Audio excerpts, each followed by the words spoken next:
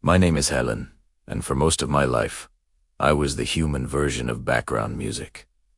Not the cool cinematic kind, more like the elevator music you forget is even playing. I wasn't unpopular. I was just unnoticed. At school, people would bump into me and say, "Oh, sorry," without even looking at my face. Teachers mixed up my name, and if there was ever a group photo, I'd somehow end up blinking in the back row. Meanwhile, my younger sister Lucy, total main character energy. She was brilliant, confident, captain of the basketball team, and somehow still managed to get perfect grades. I loved her. I really did. But sometimes, when people said, "Oh, you're Lucy's sister," I'd smile, and then go cry into a pillow later. I didn't want fame. I just wanted someone to see me, to actually see me. And then the necklace arrived. It was a random Tuesday morning. I was halfway through brushing my hair when the doorbell rang. No one ever comes to our house that early unless it has a delivery mistake or a neighbor returning a borrowed bowl. I opened the door and found a small silver-wrapped package sitting on the porch. No return address, just my name written in perfect, almost artistic handwriting. Inside was a velvet pouch, and inside that, a diamond necklace. Not the fake sparkly kind.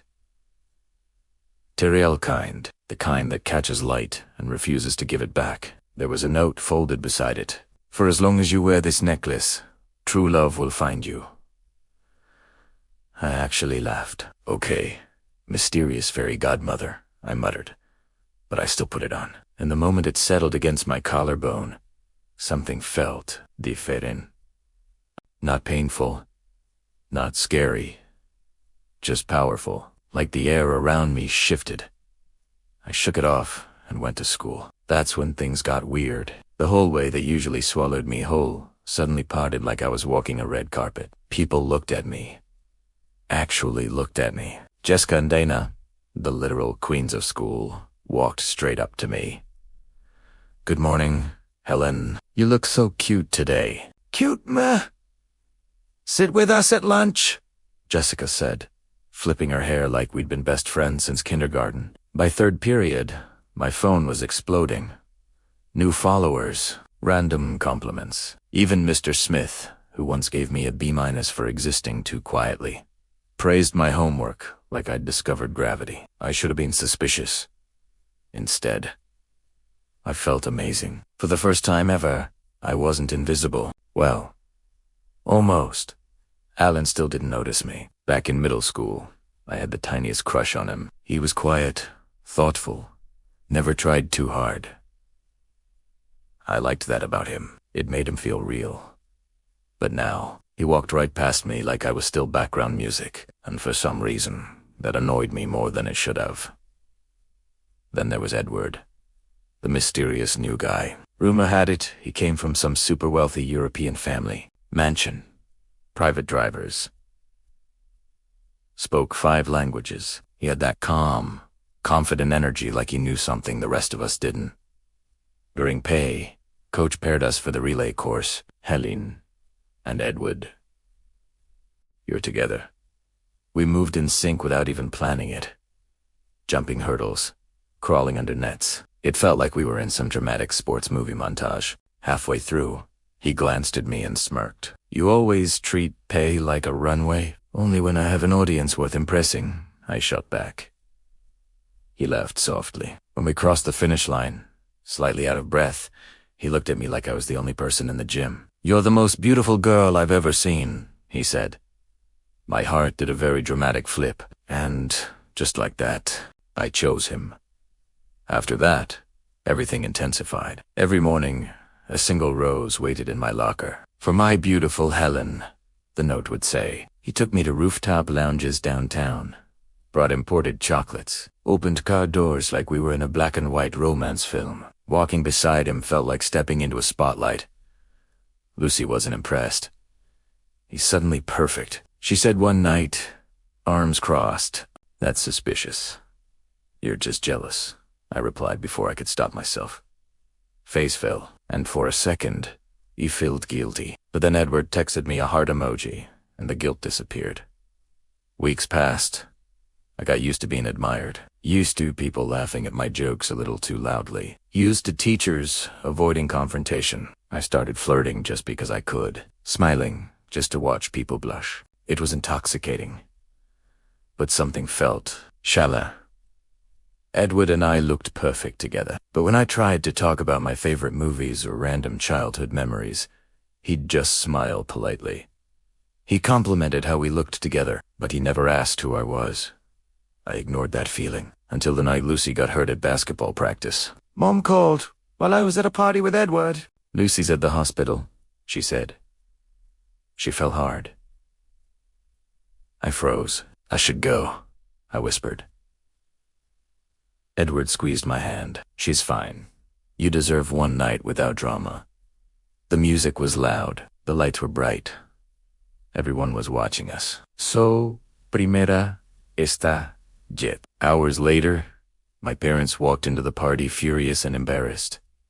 And instead of apologizing, I lashed out. I said things I didn't mean. Accused them of not caring. Pretended I was the victim. I don't even know why. Maybe because it felt easier than admitting I was wrong. As the party emptied and the chaos settled, Edward leaned close and whispered, "I love you." It was the first time he'd said it, and I believed him. I chose him, over Lucy, over my parents, over everything. The next morning, Lucy wouldn't look at me. "Starting now," she said quietly, "forget you ever had a sister." And somehow, that hurt more than anything. Then, the very next day, Edward didn't show up at school. No texts, no calls, no roses in my locker. By the end of the week, rumors spread that his family had suddenly left town. Something about investigations. Seized property. Disappeared overnight. Just like that gone. I stood in the hallway, fingers brushing the diamond at my throat. It shimmered under the fluorescent lights. For the first time since I put it on, I didn't feel powerful. I felt scared. Because if Edward was gone, if Lucy was gone, if everyone was slipping away, then what exactly had this necklace given me? And what had it taken? I looked down as the diamond glowed faintly against my skin, and I couldn't shake the terrifying thought, what if I was never the one in control? Edward was gone. No dramatic goodbye. No last text. No, this isn't working. Just gone. At first, I told myself I didn't care. I still had the necklace. I still had power. I was still the girl everyone noticed the moment she walked into a room. Except they didn't notice anymore. Jessica suddenly had somewhere else to be whenever I approached. Dana stopped replying to my messages. Even the students who used to orbit around me like loyal planets started crossing hallways to avoid eye contact. It was subtle at first. Then it wasn't. On my birthday, I woke up expecting my phone to explode like it had weeks before. It didn't. No midnight messages. No dramatic posts. No surprise party hints. Short silence. At school. At school. The halls felt different.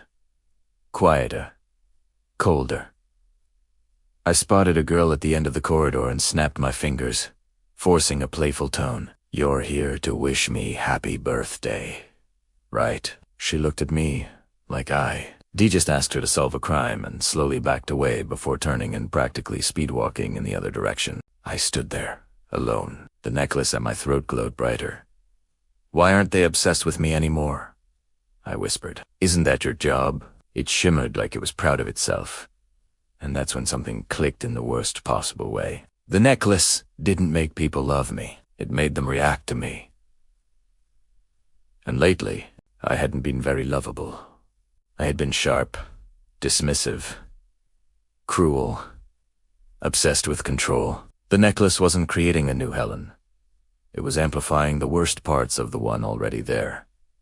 I needed answers.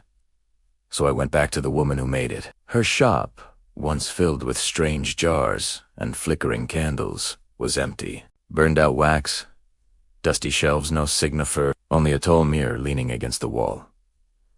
I stepped closer. The girl staring back at me looked powerful, confident, almost regal, but her eyes, lonely. I reached up and grabbed the necklace, determined to rip it off. The chain tightened instantly, not choking, just firm, unmovable. Like it belonged there. "Take it off," I muttered through tears. It didn't move. For the first time since this whole thing started, I wasn't angry. I was scared. I ran to the hospital, not caring how dramatic I looked. "I need this removed," I told the nurse, my voice trembling. "Please." She stared at me gently. "Sweetie, it's just a necklace." "No," I whispered. "It's not." For once, I didn't yell, didn't insult, didn't demand. He just created. I thought being noticed would fix everything, I admitted. But now, everyone's gone.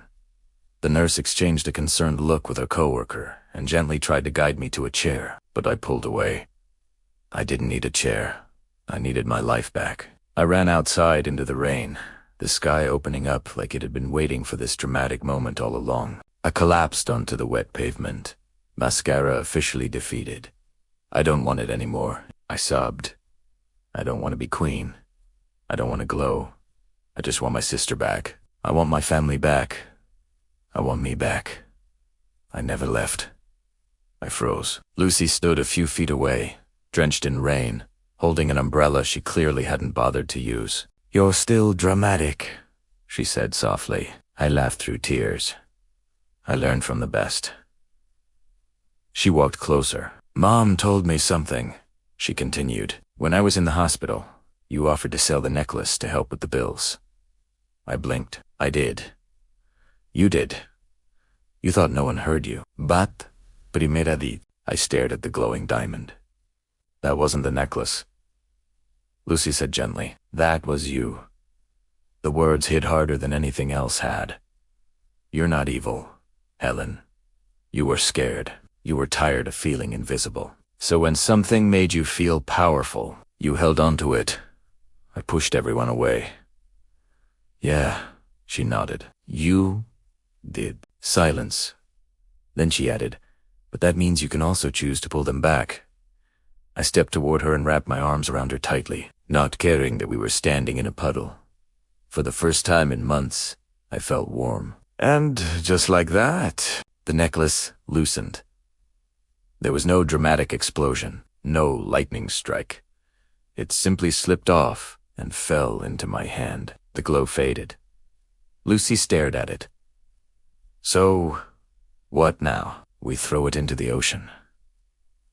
Launch it into space. Bury it under the school cafeteria."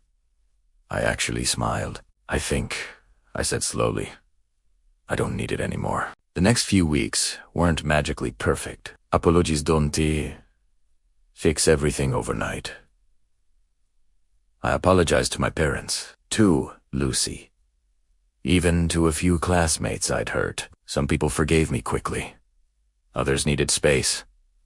And that was okay, because for once, I wasn't trying to control the outcome. Lucy and I started having late-night talks again, the kind where you share snacks and secrets and laugh about childhood memories. And one afternoon, as I was walking home alone, someone jogged up beside me. Alani looked awkward, nervous.